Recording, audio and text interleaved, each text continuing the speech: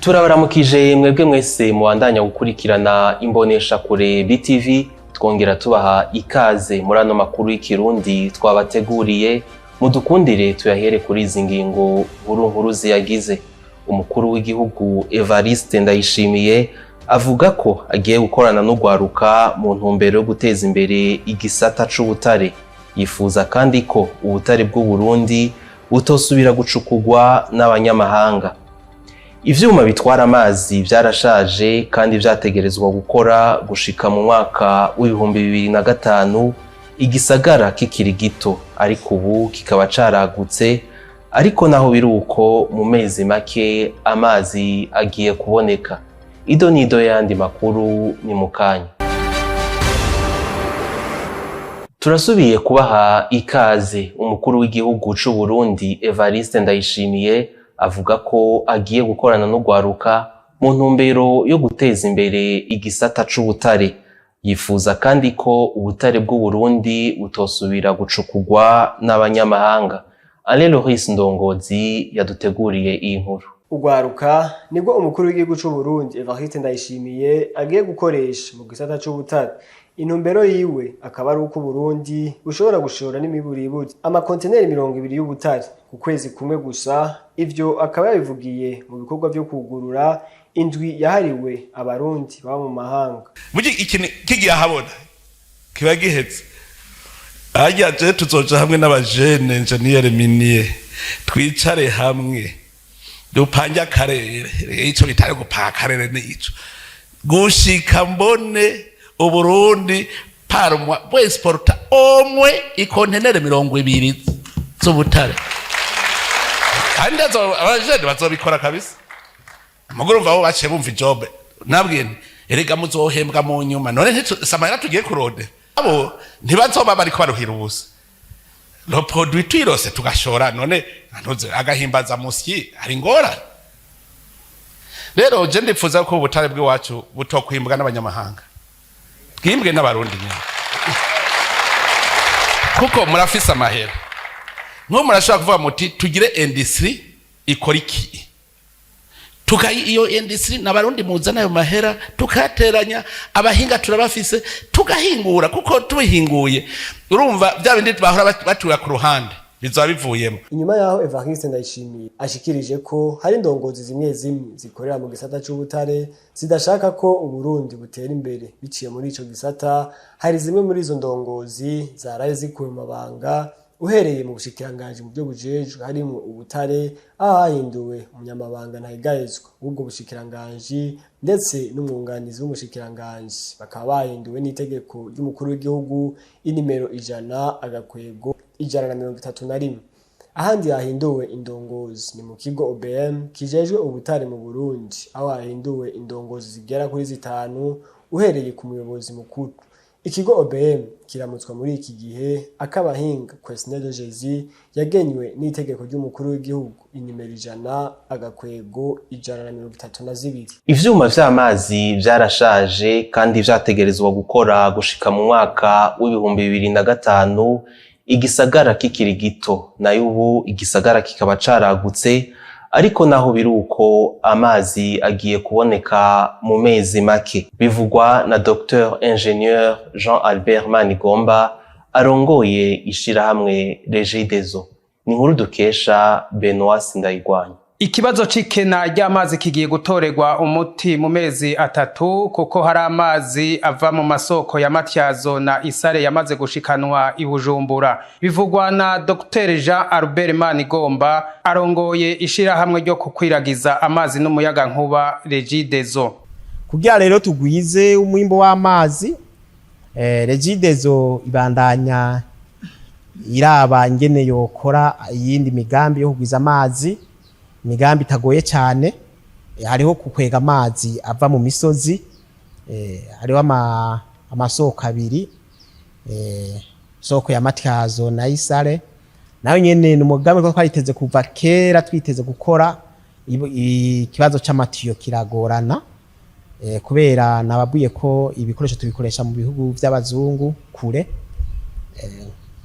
Rero amatiyo yarashitse, nayo nyene ngira mwayabonye amatiyo menshi yarashitse, ari avuye muri Cote d'Ivoire n'avuye Dubai nabo nyene na maizine akora ko twe ntidukorana n'aba baba soumissionnaire bo ngaha mu gihugu dukorana na maizine azikora amatiyo yarashitse rero amatiyo ajya mwabonye nayo gukwega amazi ava muri Matyazo na Isare ubu tuko turavugana abafundi bariko barimba ejo amakamyo atwara amatiyo kugira atangure kugira pause ejo aratangura kugenda. Amenyesha kandi ko ivyuma bitanga amazi vyashaje kandi vyari gukora gushika mu mwaka wa 2005 ariko igisagara ca Bujumbura ubu kikaba caragutse. Hagiye harabaye ingorane zo kubura uburyo kuko twe dukora n'abafabrika kugira duhige izini dukora ivyuma bimeze neza vyaragoranye ubu rero murana ko vyashitse tugiye dusubiriza amapompe yose yo mu gihugu cy'u Burundi menshi tuzoyasubiriza menshi kuvuga yashaje nkayo yasubiriza kuko mwabonye nkaho twagiye kuri gas station de pompage ya mbere yo kwitanganyika mwabonye yuko hateza kuba ariko bakora zitandatu bariko bakora zitatu zonyene inusu kana zo yinzo zitatu zakora nazo nyene zirashaje zatanga umwimbo muto cyane aho zatanga hafi y'inusu y'umwimbo zategereza gutanga. Hama tuje tuza no ngaha kuri station de pompage ya kabiri twita SP2 ariyo iba yakira amazi brita avuye muri Tanganyika igacaya yasukura naho nyene amapompe nayo yarashaje. Tubibutse ko ihumure nk'iryo ryari ryaratanzwe n'uwo muyobozi nyene hari kwigenekerezo rya 6 ruheshi uno mwaka tutibagiye ko no mu kiganiro c'abavugizi b'inzego zitandukanye z'igihugu cabereye mu ntara ya Karusi uno mwaka nyene hagumye hatangwa umwizero nk'uyo. Umushikiranganje mu vyajejwe harimwo inyubako Dieudonné Dukundane amenyesha ko inyubako za leta abarundi bibaza ko zahagaze kenshi atari vyo usanga hari ibikorwa biriko birakorerwa indani abarengana badashobora kubona.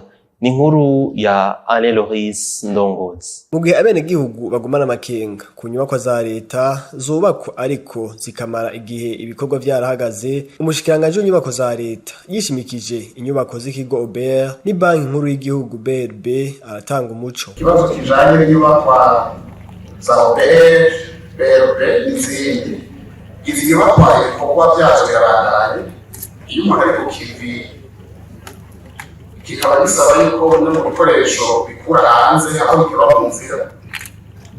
Turavye rero ivyegeranyo twakuye mu bisata byo gukurikirana imigambi batumenyesheje yuko ibikorwa biranganye n'inyubakwa y'Banki Nkuru y'Igihugu.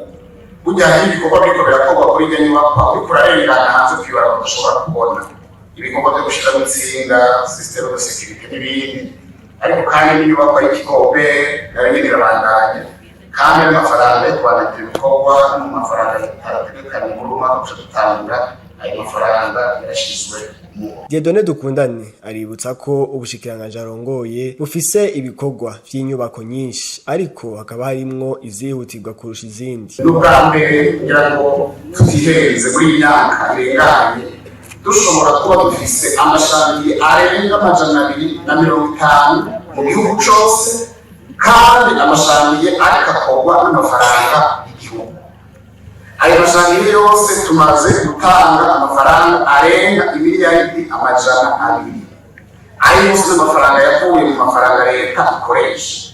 Turiko turashiraho amafaranga aba mu migambi dusahirizwamo n'abadufasha. Kugira inyubako zubatse ku buhinga buteye imbere bituma igihugu kigira ishusho nziza maze n'abakigendera bakiyongera. Abenegihugu bahora badandaza ibinyobwa vyahagaritswe ku isoko basabwa kwitura ubushikiranganji bubijejwe kugira bashobore gushumbushwa. Bivugwa n'urongoye ikigo BBN Jeremy Ngenzahayo. Ni inkuru twateguriwe na Patrick Atangimana. Ubu twazihagaritse hanyuma bonyene bazosura tubwira ati ubu twasubiye gutangura twagizwe n'ubu ngo musubire murabe ko tutisubiyeko. Inzoga zo mu bwoko bw'imvinyu nka Sapporo wine, Rafiki wine, Ambiance Wine, Nevers Wine, Castor Wine, Susuruka Wine, Sorora Wine na Captain Wine ntabwo ari uburozi nk'uko benshi bagiye barabivuga, ahubwo zakuwe ku isoko vy'agateganyo bitewe nuko zahingurwa hatisunzwe amategeko y'ubuziranenge yari mu masezerano yemerera ihingurwa n'idandazwa ry'izo nzoga ku butaka bw'u Burundi nk'uko vyemezwa na Jeremy Ngenzahayo arongoye ikigo BBN kijejwe gusuzuma no kugenzura akanovera n'ubuziranenge mu Burundi. Sindabihagaritse kubera mvuze ngo birije nta kintu cica nabonyemo ndasubiyemo ico je nabahagarikiye nabakarorero umuntu asaba ati nzokora umuvinyo ugeza kuri 16 ugasanga yakoze umuvinyo ugeza kuri 40 30 so umuvinyo no je nagito ko nyine inzoga igera kuri 40 30 ugasanga abantu bariko barayinywa ngaho bibaza ngo ni wa muvinyo ngo ntugira ugasanga nta nakazi bagikora baryamye ngaho kubera kwira kaboreko. Ivyo ni ibintu ndeza kugwanya ko sivyo vyageze uko kwereke kubera yabeshe bakora umuvinyo utareza 16% akazaza gukora inzoga zikaze. Ni ivyo rero turiko turagwanya. Ikintu cyose ugomba gukora namba ugomba gukora impuzu wambara namba ugomba gukora isabuni namba ugomba gukora iyo nzoga namba ugoreke hari amategeko y'ubuziranenge tuza gukurikiza. Nayo kukijanye n'ishumbushwa kubene gihugu bahora biyungunganya mu rudandazwa rw'izi nzoga zahagaritswe ubu batakigira ayo bacira nayo bamira kubera uruhombo. Uyo aramutswa BBN yaragize ico ashikiriza. Ubwo uburenganzira bw'abanyagihugu ko nibo nabara yabo batanze ariko ikibazo sico muri BBN kirafisa aho cigirwa kandi n'ubu ibintu ndiko nababwira hari ahandi bigira mwe n'ivyo bintu hariho ministeri zibijejwe. Ico kibazo rero si je ndacishura mugo ndazi ko abanyagihugu bafise aho bagitwara barazi yo bitura kiretse uvuze ko atahazi bazomwereka ingene bigenza ingene bibagenza mugabo nabo nibazo baramenya amategeko abagenga. Ivyo bishitse mu gihe hari amashira hamwe n'amahinguriro ahabwa impusha zo gukora ariko hahera iminsi akugagwa vy'agateganyo canke burundu biturutse ku mvo zitandukanye. Aho hose abanyagihugu na cane abarangura bakanadandaza ivyahingurwa nayo mashira hamwe vyahagaritswe nibo baca bagwa mu mporero. Ubona ko benshi ariho baba abazeye uburaro n'uburamuko. Imbere yo kurangiza aya makuru tubashikirize n'ayandi makuru avugwa hanze y'igihugu. Haribonekeje imishwamirano hagati y'abajejwe umutekano n'abantu bari mu myiyerekano mu gisagara ca Southport kiri mu buraruko bushira uburengero bwa Angleterre. Imishwamirano yibonekeje inyuma yaho abana batatu b'abakobwa bahasize ubuzima hakoreshejwe imbugita mu gihe bari mu vyigwa byo gutamba kuri uyu wa mbere. Kuwa gatatu igenekerezo rya 31 mu Kakaro muri ico gisagara ca Southport niho iyo mishwamirano yibonekeje hagati y'abajejwe umutekano n'abari mu myiyerekano. Umushikiranganje wa mbere Keir Starmer we akabona ko ari kutubahiriza abantu bari mu kigandaro. Imigwi ijejwe gutabara amenyesheje ku rubuga X ko havuwe abagwayi 39 bose bari mu bajejwe umutekano, hakaba harimwo 27 bashizwe mu bitaro.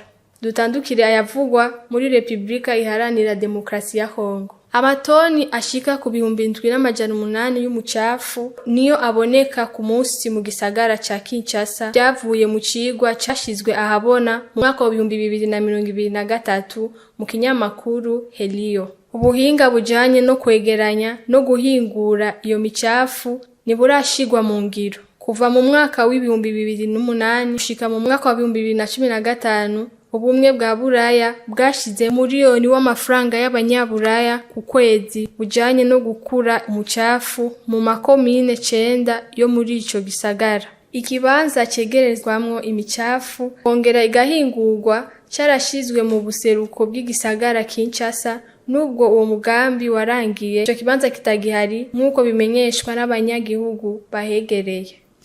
Ni kuri inkuru duciye turangiriza ko amakuru twabateguriye. Tubashimire mwebwe mwese mwariko murayakurikirana, dushimire n'abafashije mu kuyatororokanya.